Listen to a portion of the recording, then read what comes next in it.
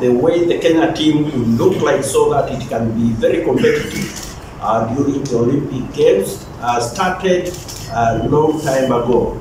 And the last bit of it is that we have a number of athletes totaling to 49 that had been selected by the technical committee that normally manages competitions in Athletics Kenya.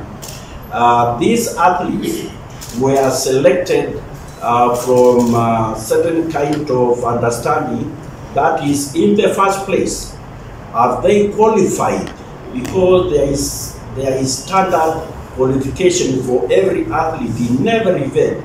That one gets to this timing or to this kind of throwing distance, something like that.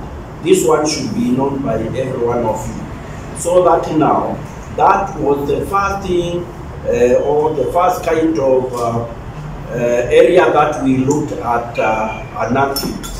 And then the other one was that we had to abide with the anti-doping regulations, which are very important for an athlete to get to be in before one goes for any world competition.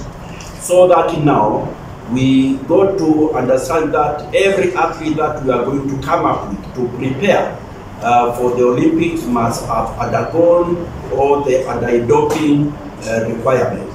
So that is where we are, and we have 49 athletes who are ready now to compete for the places within Team Kenya.